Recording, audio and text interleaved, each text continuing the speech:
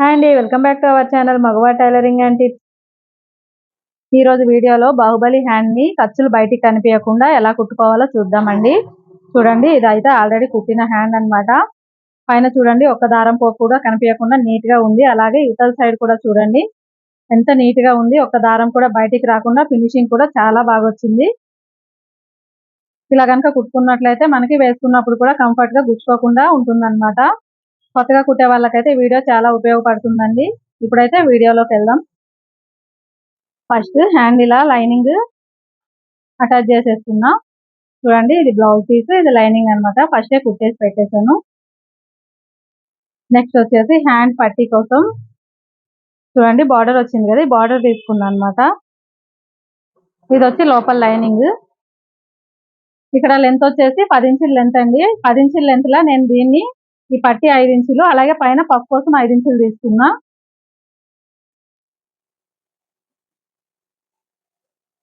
First ఈ lining ముక్కను తీసేసుకొని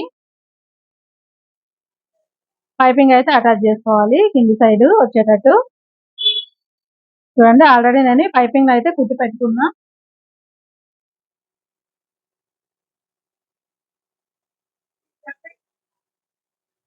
ఇలా కుట్టుకోవాలన్నమాట. పక్క నుంచి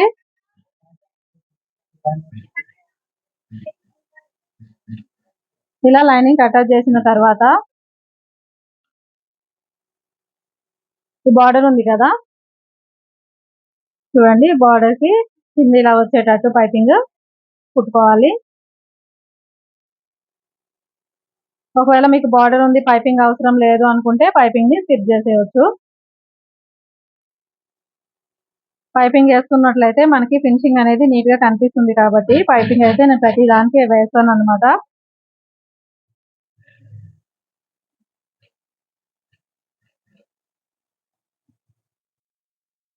ఫస్ట్ అయితే నేను మీకు ఒక హ్యాండ్ కుట్టేసి చూపిస్తానండి. ఇలా కుట్టుకున్న తర్వాత ఈ కింది ఖర్చుని ఎక్స్ట్రా ఉంది కదా, మనం బ్లౌజ్ పీస్ ఖర్చుని కట్ చేసేయాలి. ఇక్కడ లైనింగ్ వచ్చి మెజర్మెంట్ తీసి కట్ చేసాం అనమాట. ఇలా కుట్టుకున్న తర్వాత ఈ పైనుంచి పైపింగ్ పైనుంచి అయితే ఒక కుట్టేసేసుకోండి. ఇక్కడ నేను ఓన్లీ ఖర్చు బయటికి కనిపించకుండా హ్యాండ్స్ ఎలా కుట్టుకోవాలనేది చూపిస్తున్నా అండి. మీకు గనక ఈ హ్యాండ్స్ కటింగ్ కూడా కావాలనుకుంటే ఖచ్చితంగా కామెంట్ అయితే చేయండి. కటింగ్ కూడా నేను చేసి అయితే చూపిస్తాను. ఇలా కుట్టుకున్న తర్వాత ఈ సైడ్స్ ఎక్స్ట్రా ఖర్చు ఉంది కదా, ఈ సైడ్స్ అయితే నీట్ గా ఇలా కట్ చేసేయండి దీని పక్క నుంచి. అలాగే ఇవతల సైడ్ కూడా కట్ చేసుకోండి. ఈ పైన కొంచెం ఖర్చు కొంచెమే ఎక్కువ ఉంది కాబట్టి దీన్ని అయితే ఏం కట్ చేయకుండా ఇలా ఉంచేస్తున్నా. నెక్స్ట్ వచ్చేసి పఫ్ కోసం హ్యాండ్ ఉంది కదా, చూడండి ఇక్కడ 3 నాచులు అయితే పెట్టాను. ఇక్కడ నుంచి ఇక్కడ వరకు అయితే పఫ్ రావాలి. ఇది సెంటర్ నాచ్ అనమాట. ఇప్పుడు ఈ నాచ్ దగ్గర నుంచి స్టార్ట్ చేసుకోవాలి. ఈ నాచ్ దగ్గర నుంచి స్టార్ట్ చేసుకొని కుచ్చులు అయితే పెట్టుకోవాలి.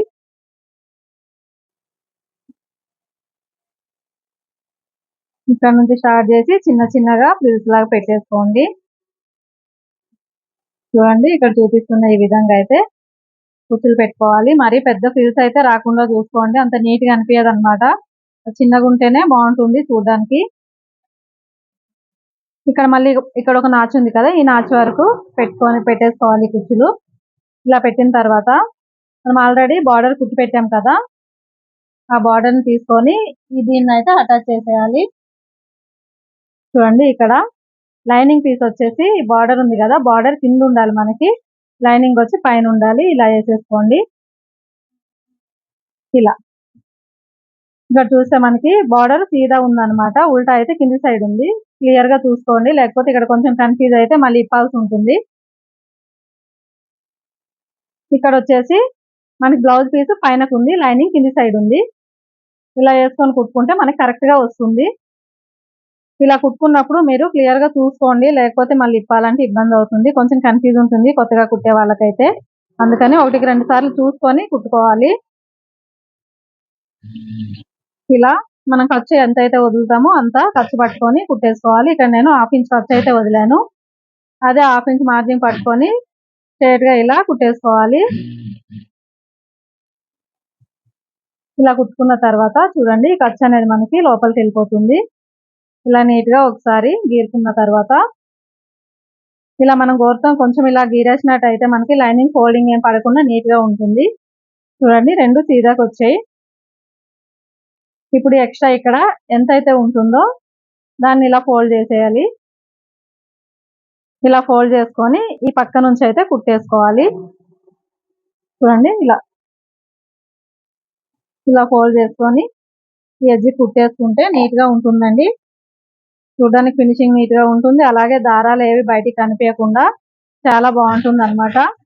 మనం ఖర్చు బయటికి కనిపించినట్టు కుట్టినట్లయితే దారాలన్నీ పైకి ఇలా వచ్చేసి చూడడానికి నీట్ గా ఉండదు. అలాగే వేసుకుంటే గుచ్చుకుంటుంది కూడా. చూడండి ఎక్స్ట్రా ఉన్నది పైన బ్లౌజ్ పీస్ ఎక్స్ట్రా ఉంటుంది కదా, దీన్ని ఇలా ఫోల్డ్ చేసేసి ఆల్రెడీ మనం కుట్టు అటాచ్ చేసాం కదా, కుట్టు పై నుంచి కుట్టుకోవాలి. చూడండి ఖర్చు బయటికి కనిపించకుండా ఎంత నీట్ గా వచ్చింది కదా. ఒక్క దారం పోగు కూడా బయటికి కనిపించకుండా చాలా నీట్ గా వచ్చేసింది. ఇలా కుట్టుకున్నట్లయితే మనకి వేసుకున్నా కూడా చాలా కంఫర్ట్ గా ఉంటుంది అన్నమాట. ఈ వీడియో అయితే కొత్తగా చూసే వాళ్ళకి చాలా ఉపయోగపడుతుందండి. ఇప్పుడు ఇక్కడ పైన పఫ్ కోసం ఇక్కడ 3 నాచులు ఉన్నాయి కదా, ఈ నాచు నుంచి స్టార్ట్ చేసి ఇక్కడ మనకు ఒక నాచు ఉంది, అక్కడ వరకు అయితే చిన్న చిన్న కుచ్చులు పెట్టేసుకోవాలి. కింద సైడ్ మనం ఇక్కడ ఎలాగైతే పెట్టామో అలాగే ఇక్కడ కూడా చిన్న చిన్నగా ఇలా ఫ్రిల్స్ లా పెట్టుకోవాలి. ముందే మనం ఇలా పెట్టేసుకుంటే స్లీవ్ అటాచ్ చేసినప్పుడు ఈజీగా కుట్టేసుకోవచ్చు అన్నమాట. చూడండి ఈ వీడియో కనుక మీకు నచ్చితే వీడియోని లైక్ చేసి షేర్ చేయండి. టైలరింగ్ సంబంధించి మీకు ఎలాంటి వీడియోలు కావాలన్నా ప్లీజ్ కామెంట్ చేసి అయితే అడగండి. నేను ఖచ్చితంగా వీడియో అప్లోడ్ చేస్తా. అలాగే కొత్తగా నేర్చుకునే వాళ్ళకి ఎలాంటి డౌట్స్ ఉన్నా సరే కామెంట్ చేయండి. డౌట్ని అయితే నేను క్లియర్ చేయడానికి అయితే ట్రై చేస్తా. ప్లీజ్ ఛానల్ అయితే సబ్స్క్రైబ్ చేసుకోండి. చూడండి పఫ్ ఎంత నీట్ గా వచ్చేసింది. ఈ చెయ్యి బ్లౌజ్ కుట్టిన తర్వాత అయితే ఇంకా నీట్ గా కనిపిస్తుందండి.